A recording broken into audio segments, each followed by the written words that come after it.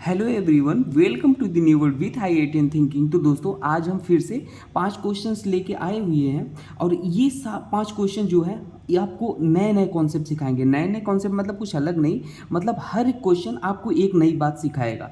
नई बात कहने का मतलब ये सारे क्वेश्चन जो हैं स्टैंडर्ड टाइप के हैं, कहीं ना कहीं पीवाईक्यू से मैच खा रहे होंगे या पीवाईक्यू के ही होंगे। तो मेरा मोटिव है आपको एक ही तरह के क्वेश्चन कराना नहीं बार बार। मेरा मोटिव है आपको 5 डिफरेंट क्वेश्चन कराऊं और इन 5 क्वेश्चनों के थ्रू आपके 5 टॉपिक रिवाइज करूं। कहने का मतलब है 5 डिफरेंट कॉन्सेप्ट रिवाइज करूं।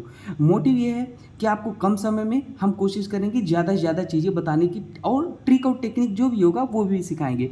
तो कम समय में हम टू दी पॉइंट चीज़ें बात करेंगे और कैसे अप्रोच करना है एग्जाम में क्वेश्चन को, हम ये सब सारी बातें करेंगे। ठीक है, ये सारे बेहतरीन क्वेश्चन है। आपका ऑर्गेनिक कंसेप्ट, ऑर्गेनिक केमिस्ट्री का जो कॉन्सेप्ट है ना, उसको बिल्कुल बेहतरीन तरीके से बना देंगे और कॉन्फिडेंस को बढ़ा देंगे। तो चलो स्टार्ट करते हैं एक एक क्वेश्चन को सॉल्व करना। चलो, ये रहा हमारा पहला क्वेश्चन, आपको दिख रहा होगा। देखो, फर्स्ट स्टेप में आपको क्या गिवन है, Mg गिवन था, ठीक है। और यहाँ पे क्या गिवन है, RX टाइप गिवन है, मतलब एल्काइल हैलाइड टाइप गिवन है ना। तो यहाँ पे क्या होगा, कुछ नहीं, सिंपली ग्रिग्नार्ड रिएजेंट का फॉर्मेशन हो जाएगा। देखो यहाँ पे RX मतलब क्या होता है, हैलोजन, और यहाँ पे मैग्नीशियम होता है। तो आपको पता है ग्रिग्नार्ड रिएजेंट क्या होता है, RMgX, याद आया।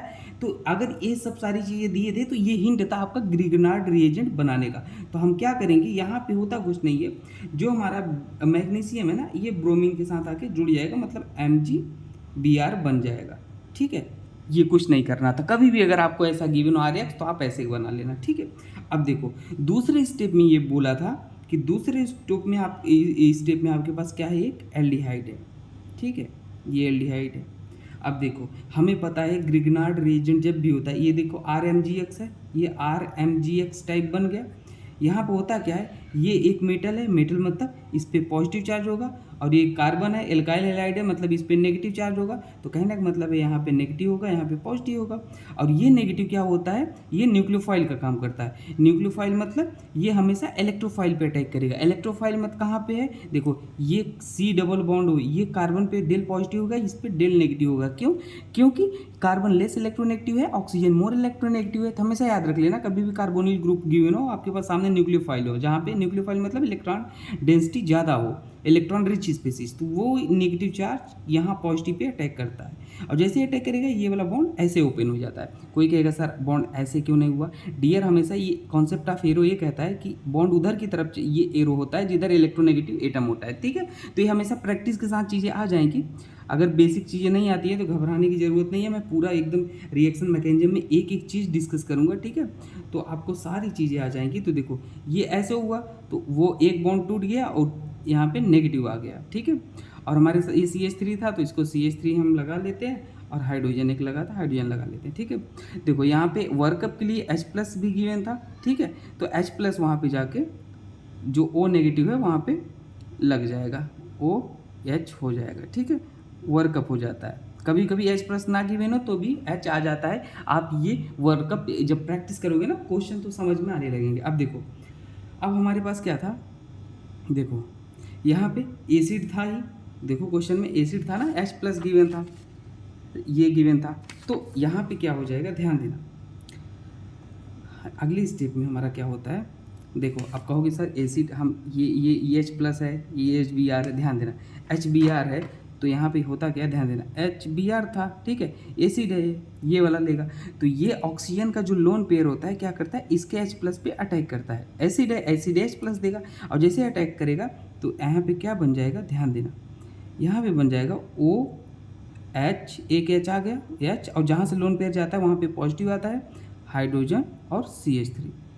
क्लियर, इतनी बात क्लियर। अब देखो अगले स्टेप में क्या होगा, अब जैसे ये ऑक्सीजन पे पॉजिटिव चार्ज आता है, ये ऑक्सीजन पे पॉजिटिव चार्ज बर्दाश्त नहीं कर पाता क्योंकि लिविंग ग्रुप है ये OH2+ बहुत अच्छा लिविंग ग्रुप है, ये बाहर निकल जाएगा ऐसे। और जैसे बाहर निकल जाएगा तो यहाँ पे क्या बन जाएगा, देखो ऐसे कार्बोकैटायन बन जाएगा। ठीक है, एरो चला तो यहाँ पे कार्बोकैटायन बना, वो बाहर निकल गया, यहाँ पे CH3। अच्छा, किसी को ये डाउट होगा सर ये कब कार्बोकैटायन कहाँ बनता है किधर नहीं बनता, तो एरो कॉन्सेप्ट ऑफ एरो कहता है एरो जिधर हो उधर नेगेटिव, उसके पीछे पार्ट पॉजिटिव, तो ये ऐसे गया तो यहाँ पॉजिटिव छोड़ के गया होगा। बाकी जी रिएक्शन मैकेनिज्म हम डिटेल डिस्कस करेंगे। अब देखो ये 4 मेंबर रिंग है, और 4 मेंबर रिंग की जस्ट बगल कार्बोकैटायन होता है, तो हमेशा 5 मेंबर रिंग में कन्वर्ट होगा। क्योंकि 5 मेंबरिंग ज़्यादा स्टेबल होती है, हमेशा ये बात याद रख लेना। तो ये क्या करेगा, 5 मेंबरिंग में कन्वर्ट होगा। कहने का मतलब है ये वाला बॉन्ड इधर चला जाएगा, ये वाला टूट के इससे जुड़ जाएगा, और ये जैसे ही टूटेगा ना, ये टूटता है तो होता क्या है, देखो यहाँ पे कार्बोकटायन यहाँ चलाएगा। कहने का मतलब है ये वाला उठ के नहीं आता, हम समझने के लिए बोल देते हैं कार्बोकटायन यहाँ चलाएगा, लेकिन ये कहने का मतलब कुछ ऐसे होता है। देखो ये वाला बॉन्ड ऐसे टूटता है और यहाँ पे आता है नेगेटिव, ये नेगेटिव इसके पॉजिटिव पर अटैक करता है, यहाँ पॉजिटिव आ जाता है। तो नंबरिंग कर लो, 1 2 3 4 5, कॉन्सेप्ट ऑफ एरो यही कहता है, ठीक है ना। तो देखो क्या हो गया, 5 मेंबरिंग बना लो, आप बना लिए भाई हमने। एक पे हमारा CH3 था, एक हमारा ये है, 2 3 कुछ भी मान लो, 4 5, एक पे CH3 लगा था, एक पे CH3, 2 पे कार्बोकटायन था, 2 पे कार्बोकटायन बना लिया हमने। और क्या आपको दिख रहा है, और कुछ नहीं, 3 4 5। अब देखो ये कार्बोकटायन हमारा 2 डिग्री है, और हमें पता है कार्बोकटायन की जो स्टेबिलिटी होती है 3 डिग्री, फिर 2 डिग्री, फिर 1 डिग्री होता है। तो ये कार्बोकटायन एक बार और रीअरेंजमेंट होना चाहेगा, स्टेबल होना चाहेगा। तो देखो यहाँ पे हाइड्रोजन है और यहाँ पे मिथाइल है, तो ये क्या करेगा, फिर से रीअरेंजमेंट करेगा, मतलब 1 2 1 2 हाइड्राइड शिफ्ट होगा, ठीक है, 1 2 हाइड्राइड शिफ्ट, मतलब ये कार्बोकटायन यहाँ आएगा, ये हाइड्रोजन यहाँ जाएगा। तो देखो क्यों गया, स्टेबिलिटी गेन करने के लिए ये सब होता है। तो यहाँ पे कार्बोकटायन है। अब देखो ये कार्बोकटायन 3 डिग्री है, क्योंकि ये कार्बोकटायन 3 कार्बन जुड़ा है, 1 कार्बन 2 कार्बन 3 कार्बन, तो ये 3 डिग्री कार्बोकटायन है, ठीक है। अब और पॉसिबिलिटी है रीअरेंजमेंट की, नहीं है। तो अब यहाँ पे Br माइनस जो बचा था, HBr लिए थे ना, यहाँ पे जाके अब यहाँ पे कार्बोकटायन पे अटैक कर लेगा, तो हमारा ये बन जाएगा फाइनल आंसर। तो ये याद रखना आप, ठीक है। ये रहा कॉन्सेप्ट, उम्मीद करते हैं आपको समझ में आया होगा। चलो अगला क्वेश्चन को सॉल्व करते हैं। दूसरा क्वेश्चन ये रहा हमारा, देखो इसमें क्या करना है, फिर ग्रिग्नार्ड रिएजेंट का क्वेश्चन है। देखो यहाँ पे RMgX गिवन है। अब यहाँ पे RMgX, यहाँ पे इलेक्ट्रोफिलिक सेंटर नहीं है। इलेक्ट्रोफिलिक सेंटर मतलब जैसे वहाँ पे हमने पिछले वाले क्वेश्चन में देखा था ना, क्या था, कार्बन यहाँ पे C डबल बॉन्ड होते हैं, इलेक्ट्रोफिलिक सेंटर था, ये नेगेटिव था, तो यहाँ पे अटैक कर लिया।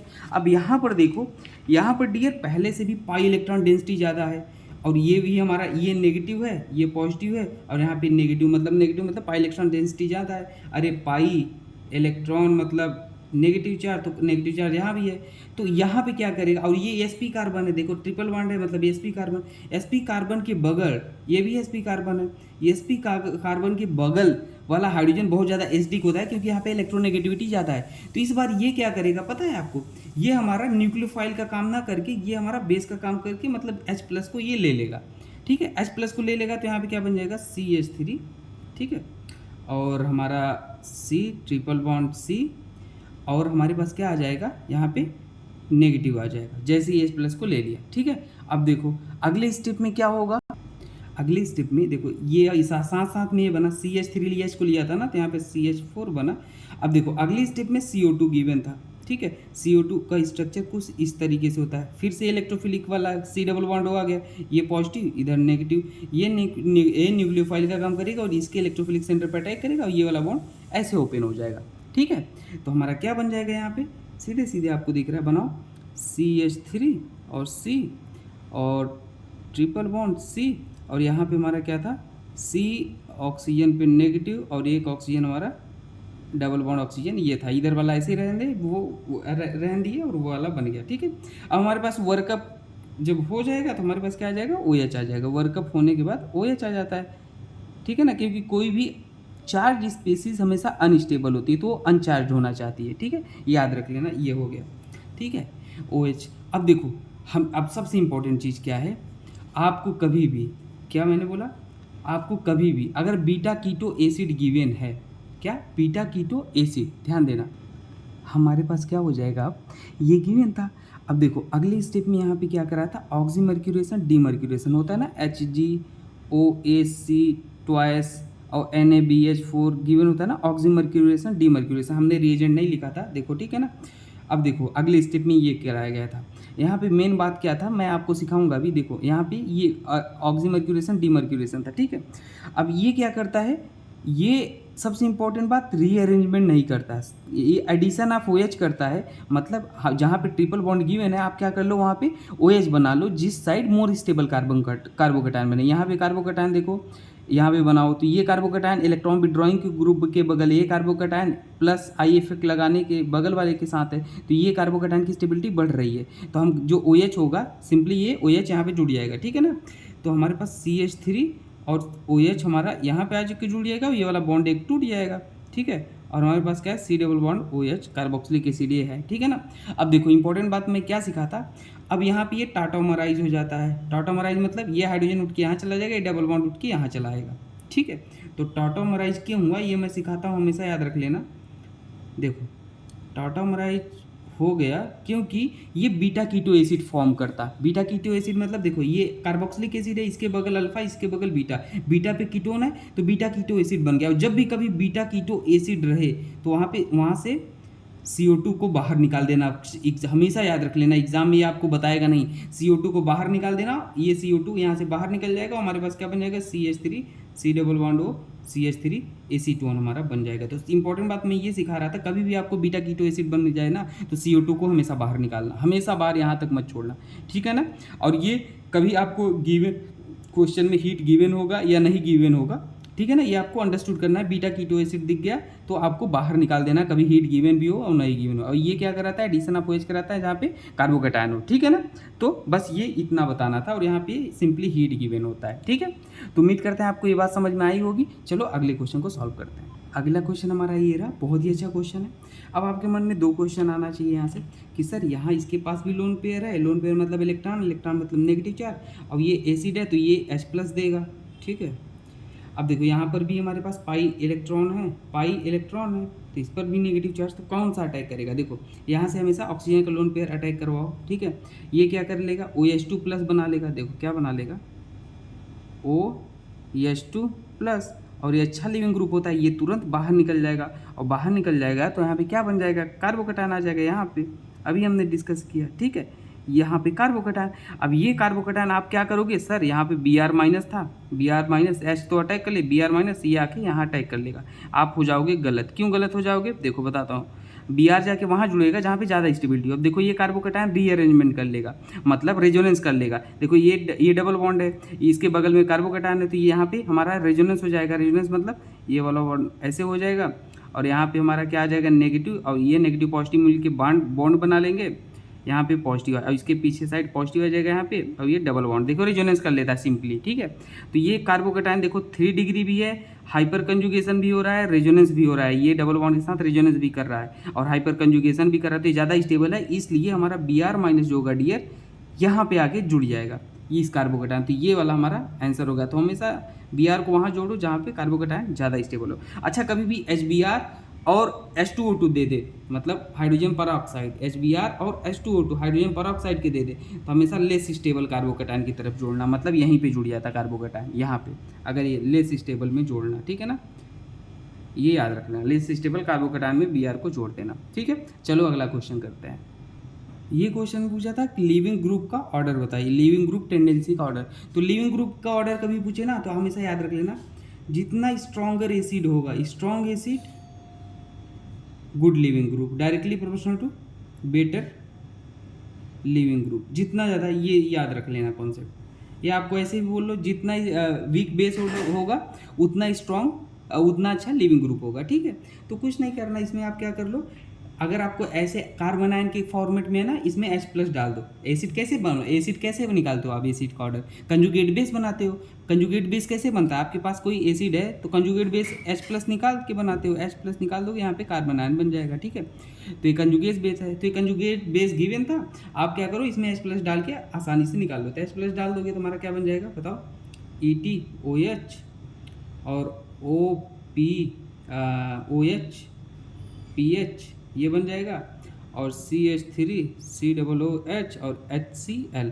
अब जो जितना ज़्यादा स्ट्रॉन्ग एसिड होगा वो उतना बेटर लिविंग ग्रुप होगा। तो यहाँ पे D, अगर मान लो ये D है, ये C है, ये B है, ये A है, तो लिविंग ग्रुप का जो ऑर्डर होगा वो क्या हो जाएगा, D फिर C और फिर A फिर B। समझ गए ना बात, कोई दिक्कत नहीं होना चाहिए, ठीक है। चलो आगे बढ़ते हैं।